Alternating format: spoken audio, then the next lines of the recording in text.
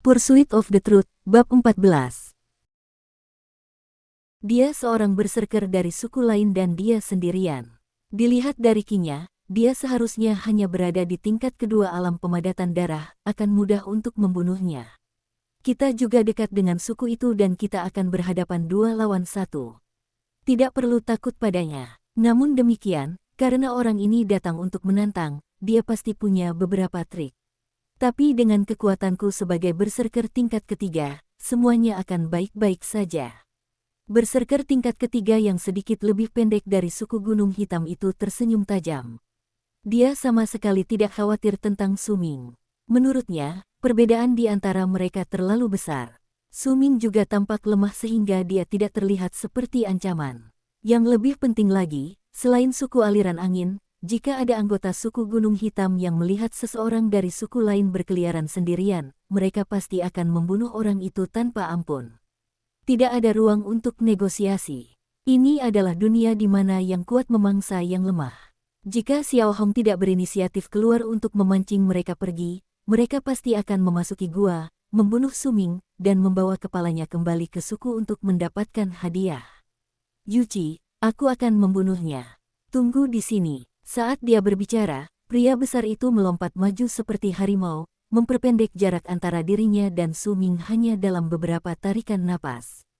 Pria yang memegang monyet kecil itu, Yuci, tidak keberatan. Dia tahu bahwa jika dia membunuh seorang berserker dari suku lain dan membawa kepalanya kembali ke sukunya, dia akan menerima hadiah. Namun, dia tidak berani merebut prestasi temannya. Tidak apa-apa. Pria itu juga berada di level kedua sepertiku. Jika kita bertarung, kita hanya akan membuang waktu. Jika dia pergi, dia pasti bisa membunuhnya. Mungkin aku bahkan bisa berbagi sebagian hadiahnya. Bagi Yuci, ini adalah pertempuran yang tidak berarti. Matanya kejam seolah-olah dia bisa melihat apa yang akan terjadi selanjutnya. Dia merasa bersemangat dengan prospek pertumpahan darah. Berserker tingkat 3 yang semakin mendekati Su Ming juga memiliki pemikiran serupa. Dia melompat ke depan dan dengan cepat memperpendek jarak. Tak lama kemudian, jarak di antara mereka bahkan kurang dari 1000 kaki. 800 kaki, 700 kaki, dan kemudian 600 kaki. Saat semakin mendekat, pria itu melihat wajah Su Ming dengan jelas. Dia meraung sambil menyeringai ganas. Raungannya saja sudah menyebabkan salju di sekitarnya bergetar dan terlempar ke udara. Salju itu meledak dengan suara keras, menciptakan lapisan kabut putih yang membutakan pandangan mereka. Pada saat itu, pria itu mengambil tombak panjang dari punggungnya dengan tangan kanannya. Dia melemparkannya dengan sekuat tenaga ke arah Su Ming, yang berdiri lebih dari 600 kaki jauhnya darinya. Suara tajam dan menusuk memecah keheningan. Su Ming merasakan aura tajam dan ganas datang langsung ke arahnya. Tanpa berpikir, dia melangkah ke samping dan suara siulan melesat melewati telinganya. Tombak panjang itu terbang melewatinya dan nyaris saja mengenainya. Pria itu tidak mendekat untuk memeriksa mangsanya setelah melemparkan tombak. Sebaliknya, gumpalan udara gelap mengelilingi kakinya, meningkatkan kecepatan geraknya secara instan hingga belasan kali lipat. Tak lama kemudian, jarak antara mereka berkurang dari 600 kaki menjadi 300 kaki. Mati. Pria itu mengangkat tangan kanannya dan mengeluarkan tombak kedua. Tepat saat dia hendak melemparkannya, kabut yang terbentuk oleh salju menghilang. Hal ini memungkinkan sebagian pandangan Su Ming kembali. Saat itu terjadi, sebuah anak panah menembus salju dan melesat ke arah pria itu seperti kilat. Pria itu tertawa. Dia mengangkat tombak di tangan kanannya dan dengan mudah menangkis anak panah itu. Dengan suara keras, anak panah itu hancur berkeping-keping. Namun pada saat yang sama, suara siulan kembali terdengar di udara dan 3 anak panah lainnya melesat langsung ke arahnya. Anak panah itu terlalu cepat dan sudut lintasannya membuat sangat sulit untuk dihindari. Itu menjadi masalah baginya. Hal itu membuat pria itu mengerutkan kening, tetapi tetap saja, dia mencemooh mereka dan mengeluarkan semburan udara gelap yang besar di bawah kakinya. Semburan itu dengan cepat menyelimuti seluruh tubuhnya seperti kabut. Saat ketiga anak panah itu mendekatinya, mereka meleleh menjadi genangan air hitam saat menyentuh kabut hitam. Meskipun begitu, sebagian besar kabut hitam telah menghilang, menyebabkan tubuh pria itu terlihat Kau baru berada di tingkat kedua alam pemadatan darah dan kau berani menentangku. Pria itu melompat dan jarak antara mereka kembali berkurang. Kali ini, menjadi 200 kaki. Wajah Su Ming pucat pasi, tetapi ia tetap tenang. Tidak ada jejak kecemasan di matanya, hanya ketenangan yang sama mencekamnya. Dia mengeluarkan beberapa anak panah lagi dan menembakkannya dengan cepat ke arah pria itu. Sekali, 2 kali, 3 kali, dan dengan kecepatan luar biasa, dia menembakkan 5 anak panah secara beruntun. Kelima anak panah itu hampir membentuk garis lurus dan suara siulan yang dihasilkannya saat melesat di udara membuat seolah-olah anak panah itu memiliki kekuatan yang besar. Anak panah itu langsung mengenai pria itu. Ketika melihatnya, ia sedikit mengerutkan kening. Di suku mereka, hanya sedikit yang bisa menggunakan busur seperti itu. Kelima anak panah terhubung. Pria itu mengangkat tombak di tangan kanannya dan mengayunkannya ke arah anak panah pertama. Terdengar suara benturan keras dan tombak itu patah bersama anak panah pertama.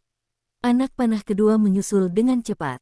Pria itu mengeluarkan geraman rendah dan membuat kabut hitam menyelimuti tubuhnya, menyebabkan anak panah kedua meleleh saat bersentuhan. Anak panah ketiga datang seperti kilat, tetapi pria itu menghindarinya dengan melangkah ke samping.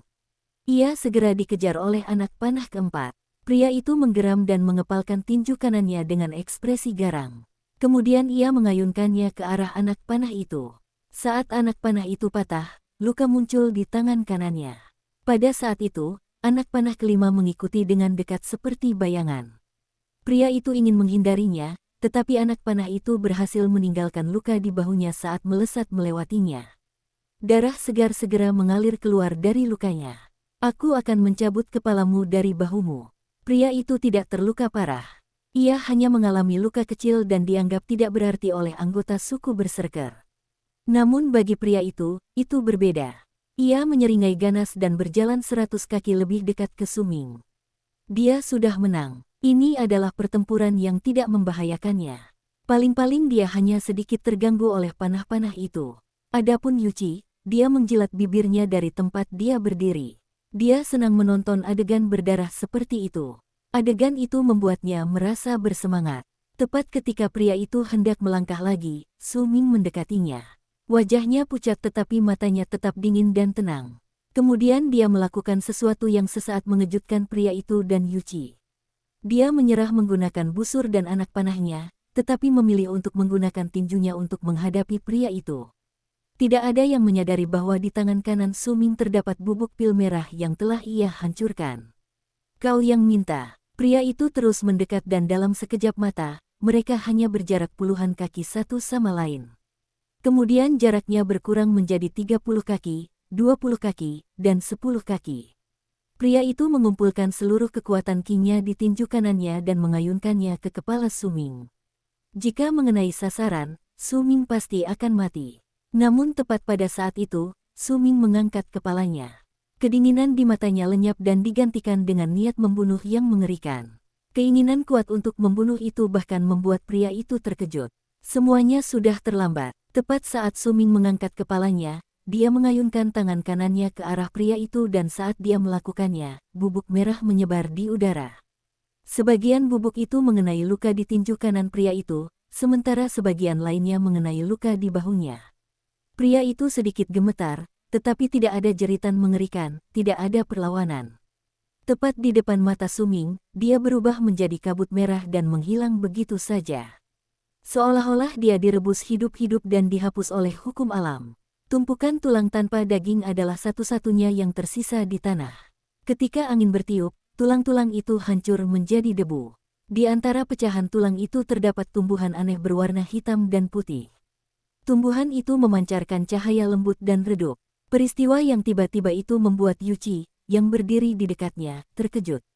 Dia tidak bisa menerimanya. Dia bahkan tidak percaya dengan apa yang baru saja dilihatnya.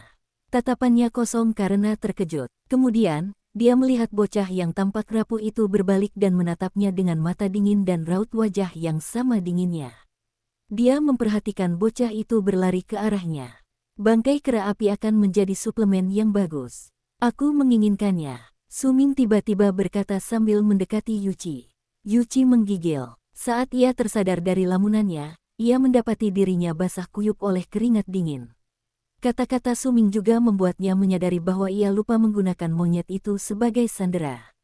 Ia menyimpulkan bahwa Suming datang hanya untuk merebut monyet itu. Saat ide itu terlintas di benaknya, dia segera melarikan diri. Dia masih tidak mengerti bagaimana dan mengapa temannya meninggal. Pemandangan mengerikan kematiannya membuatnya sangat ketakutan, sehingga dia tidak bisa menerimanya. Kau telah jatuh. Kau adalah berserker yang jatuh. Teriak Yuchi sambil wajahnya memucat. Ia benar-benar diliputi teror. Ia tidak bisa menerimanya. Ia sangat ketakutan hingga kakinya gemetar. Ia tidak berani menghadapi Suming dan karena itu, mengerahkan seluruh kekuatannya untuk melarikan diri. Suming menghalangi jalan kembali ke suku Gunung Hitam, jadi Yuchi tidak bisa kembali. Ia hanya bisa berlari menuju Gunung Api Hitam. Suming hendak mengejar ketika tiba-tiba ia dilanda rasa pusing yang hebat. Ia merasa benar-benar kelelahan. Ia menggelengkan kepala dan memaksa dirinya untuk berkonsentrasi. Dia melirik tumpukan tulang di tanah. Ini adalah pertama kalinya dia membunuh seseorang, tetapi ini bukan saatnya untuk ragu-ragu. Dia tidak punya pilihan selain mengejar. Dia dengan cepat membersihkan tempat itu dan mengambil anak panah yang masih bisa digunakan. Setelah itu, dia mengambil ramuan aneh dari tumpukan tulang. Suming menatap ke arah Yuchi berlari, matanya kembali dipenuhi niat membunuh. Xiao Hong masih berada di tangannya. Aku sudah membunuh salah satu dari mereka. Jadi, sebaiknya aku membunuh yang lainnya juga. Maka tanah yang kugunakan untuk memadamkan api tidak akan pernah ditemukan. Suming mengertakkan giginya untuk menahan kelelahan dan mengejarnya. Mereka berdua berlari ke dalam hutan. Yuchi bahkan tidak berani menoleh ke belakang untuk melihat Suming. Ia memilih untuk berkonsentrasi pada pelarian, mencoba memperlebar jarak antara mereka. Meskipun demikian, jika mereka membandingkan tingkat keakraban mereka dengan Gunung Naga Kegelapan, ia tidak dapat dibandingkan dengan Suming. Selain itu, kecepatannya juga masih lebih rendah daripada Suming. Dia mungkin mendapat keuntungan di awal, tetapi tak lama kemudian Suming mulai menyusulnya dengan semua jejak yang ditinggalkannya. Suming mengertakkan giginya untuk menahan kelelahan. Dia terus memfokuskan pandangannya pada pria dari suku Gunung Hitam. Dia tahu bahwa pria itu takut dengan tindakannya. Itulah sebabnya dia tidak berani terlibat dalam pertempuran. Itu semua bagian dari rencana Suming. Dengan teknik darah yang berhamburan, dia bisa membunuh seseorang dalam sekejap mata dan juga membuat orang lain yang melihatnya menjadi terkejut. Lagi pula, itu adalah sesuatu yang belum pernah dilihat kebanyakan orang sebelumnya. Karena itu, hal itu akan membuat mereka ketakutan. Suming tidak mengejarnya terlalu dekat. Namun, dia terus-menerus terhalang oleh beberapa rintangan di sepanjang jalan, menyebabkan jarak semakin lebar setiap kali dia hampir berhasil mengejar dan menerkam pria itu. Tidak lama kemudian, rintangan-rintangan itu mulai membuat Suming ragu-ragu.